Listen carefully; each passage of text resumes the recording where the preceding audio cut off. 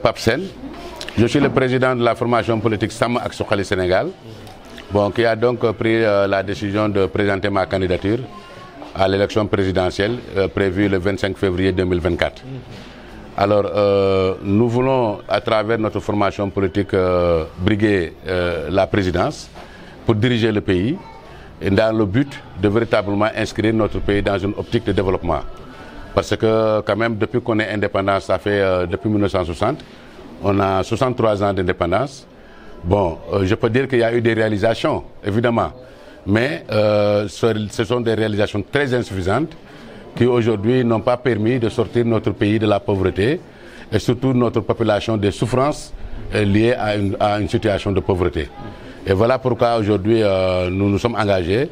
à lutter et à mettre en priorité dans notre lutte, n'est-ce pas, le combat contre cette pauvreté. Nous allons le faire en travaillant essentiellement sur le développement de la création d'emplois au Sénégal, parce que l'emploi est la base, c'est la solution de base en tout cas pour éradiquer la pauvreté. Si aujourd'hui les jeunes et les femmes, les populations en âge de travail au Sénégal accèdent à des emplois décents, alors évidemment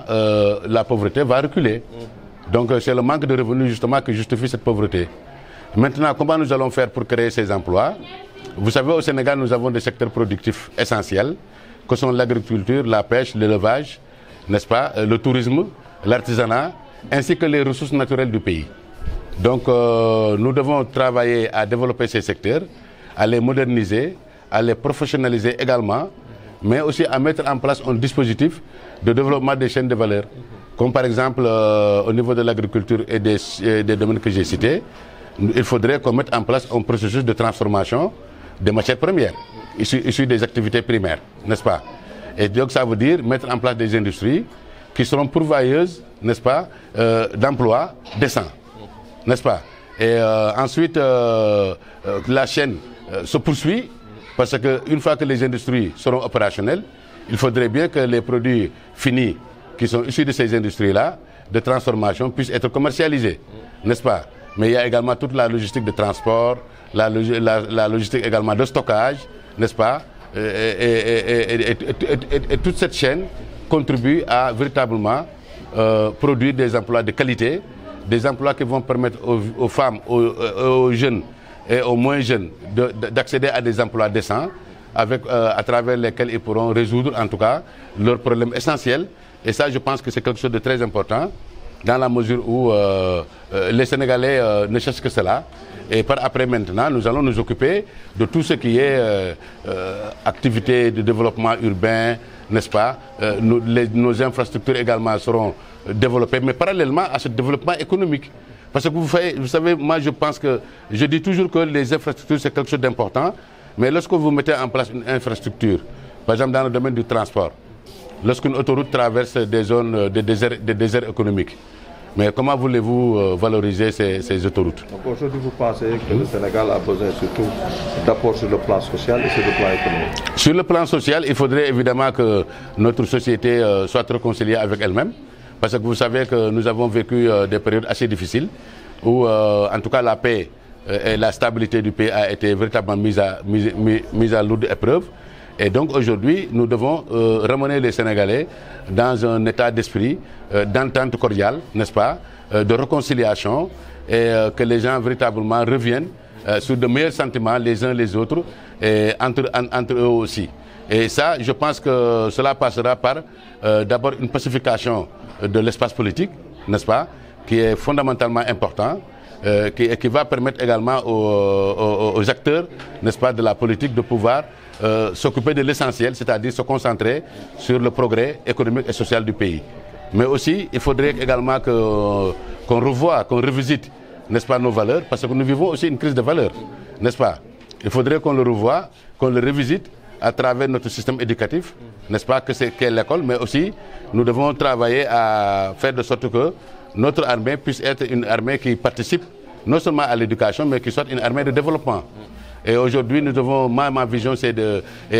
moi avec en tout cas les membres de notre formation politique, nous ce que nous pensons, c'est que nous devons renforcer notre armée, nous devons outiller notre armée, notamment au niveau du génie militaire, n'est-ce pas, pour que notre armée devienne une armée de scientifiques, une armée qui dispose en tout cas d'experts en technologie et en technique, et que l'armée puisse prendre en charge, évidemment, puisse accompagner le pays, n'est-ce pas, dans le développement des grands chantiers, dans la mise en œuvre des grands chantiers, et que l'ensemble des problèmes liés à la sécurité également puissent être véritablement pris en charge de façon complète et efficace. Donc, mais l'armée aussi, pour jouer, on doit jouer un rôle dans l'éducation, n'est-ce pas, parce que qui dit armée dit formation. Et qui dit formation dans le secteur militaire dit civisme, voilà, la citoyenneté, le civisme, le patriotisme. Donc tout ça, c'est des aspects qui sont véritablement bien développés dans l'armée. Et aussi le respect de soi et le respect de l'autre. Et ça, c'est des qualités fondamentales. Bon, ce que je veux ajouter simplement, c'est que nous devons faire fonctionner notre société dans la justice. La justice également est un facteur essentiel pour faire la paix entre les individus. Lorsque les gens ne se sentent traités de façon juste, alors ils n'ont pas de rancœur et ils n'ont pas de comportement qui aura tendance, n'est-ce pas, à les éloigner des autres. Mais lorsque maintenant la justice est absente dans la manière de gérer les choses et dans la manière de faire les choses, mais cela contribue également à créer des distensions entre les individus, mais aussi entre les couches sociales. Et donc ça, c'est des questions sur lesquelles nous allons fondamentalement travailler pour essayer de faire du Sénégal ce qu'on a toujours connu de ce pays-là, à savoir la paix, l'entente cordiale et la teranga qu'on connaît et qui nous permet d'accueillir toute personne qui vient visiter notre pays. Pape Sène, président parti Sàmm ak Suxali Sénégal. Sàmm ak Suxali Sénégal nag parti la boo xamante ne moom dafa fas yéene présenter sama candidature ci élection présidentielle bu 2024. léegi ñu commencé itam di saafuwante ak waa Sénégal yi di dem ci région yi di rencontrer population bi di waxtaan ak ñoom di leen xamal itam li ñu tax a jóg ak itam li nga xamante ne moom lañ fas yéene def ci réew mi di réewu Sénégal pour ñu mun koo soppi ndax jafe-jafe yi fi am mën a am ay solution ndax itam coono yi fi am mën fay jóge ndax itam développement bi nga xamante ne moom la ñëpp di ñaanal Sénégal ñu mun ko réaliser ñun loolu moo tax ñuy dem di wër Sénégal di waxtaan ak nit ñi waaye di leen woon aussi fi ñuy jaar ak ñoom pour indi développement boobu. man sama bopp nag man Sénégal gi laa jàngee ba yegg sax ci am sama diplôme supérieur jàngale naa Université de Dakar. jóge foofu continuer dem Belgique jàng fa def ay ñaari diplôme supérieur yoo xam ni ci wàllu industrie alimentaire ak ci wàllu tout ce qui est gestion et management de qualité. ba ma jógee ci loolu nag continuer naa foofu sama activité professionnelle liggéey naa ci industrie yi nga xamante ne ñooy defar ay pièces avion. liggéey naa itam ci ay industries yi nga xamante ne ñooy defar ay oto waaye itam kon liggéey naa ci industrie alimentaire ci boppam nga xamante ne foofu itam def na fa mooy formation bi ma njëkk a def ba ma demee Belgique. ba ma jógee ci loolu ma commencé nag di gën a fësal sama liggéey ci wàllu développement loolu nag def naa ko ay ati at ak nguuru Belgique xam ngeen ne Belgique dëkk bu ndaw la bu am ay nguur yu bëri. waaye nguur yooyu nekk ci Belgique jot naa liggéey ak ñoom ku ci nekk ci wàllu développement ci naka la ñuy saytoo maanaam yokkuteefu réew ci askan wi waaye naka la ñuy saytoo itam yokkuteefu réew ci wàllu koom-koom waaw loolu moom def naa ko gouvernement Belgique ay ati at waaye itam gën naa yaatal sama liggéey ci côté boobu ak Union européenne waaye Union européenne itam liggéey naa ak moom ci wàllu Europe bi ay projet yoo xamante ne du Belgique rek waaye ay réew yu bëri la yu mel ni que ay France yu mel ni que Italie Espagne ak Portugal Angleterre dëkk yooyu yëpp liggéey naa ci ay programme yoo xamante ne maanaam dafa ëmbaale dëkk yooyu yëpp daal. kii di Nations Unies liggéey naa ak ñoom itam liggéey bu yaatu ndax liggéey ma liggéey ak ñoom dafa concerné woon lépp luy immigration internationale maanaam demlante bi ak dikkalante bi ci askan wi ni ñuy jógee ci réew dem ci beneen réew. ak maanaam li nga xamante ne moom lay àndal ci ay jafe-jafe waaye li muy àndal itam ci ay ak aspect positif waaw ci wàllu développement loolu liggéey naa ko ak Nations Unies ay ati itam tàmbalee ko ci atum 2006 waaye wéyal ko ba daanaka ñu yëg si ci atum 2017 2018 moo daal di commencé nag di saytu mbirum Sénégal ñëw di xool Sénégal maanaam doxalinu Sénégal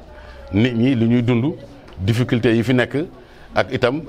jaar-jaar solution yi nga xamante ne man ak ñi ma àndal mën nañ ko taxawal pour proposer Sénégalais yi ay solution pour que réew mi mun a dugg réellement ci processus de développement mun a génn ci ndóol bi nga xamante ne moom moo fi nekk te am aussi ay conséquences yu métti ci réew mi waaw ndóol moomu gis nañu ci jeunesse bi par exemple conséquences yi mooy mbëkk mi mooy xale yi jóge fii di jël ay gaal yàlla di jël seen bakkan ci géej gi waaw waaye itam dañuy dem itam ci réewu tubaab yi di fa continuer am ay yeneen jafe-jafe parce que réewu tubaab yi boo fa demee balaa nga fay am la nga bëgg da ngay am kayit waaw tant que amuloo kayit boobu itam ci ay coono ngay nekk te yoon bi nag balaa ngay egg lu ne xëj na ci sa bakkan sax xëj na ci te xam nga loolu bu ko nit di demee ba di ko def rek fekk na vraiment amatul espoir waaw loolu moo tax nag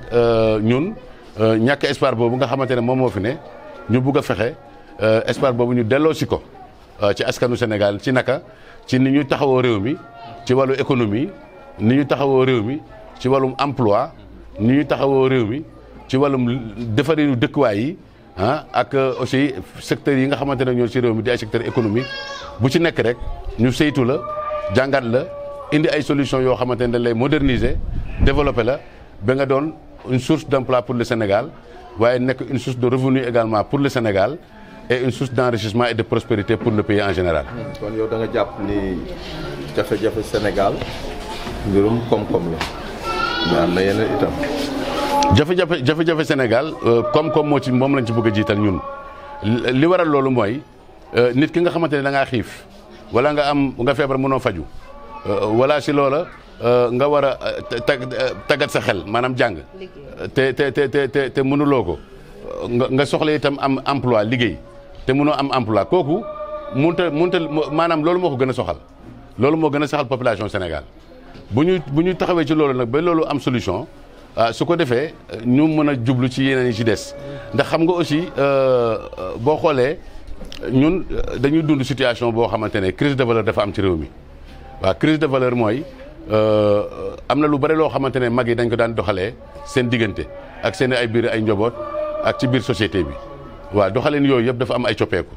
te coppeeku yooyu maanaam nekk na loo xamante ne itam daf ñuy wàññi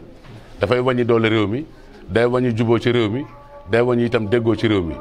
ndax féewaloo bi am ci réew mi aussi loolu jigul réew mi ndax mënuñoo développer Sénégal te nit ñi déggoowuñu nit ñi juboowuñu te jàmm nekkul ci réew mi ba sax fi dàkk loolu itam bokk na ci li nga xamante ne ñun suñu priorité la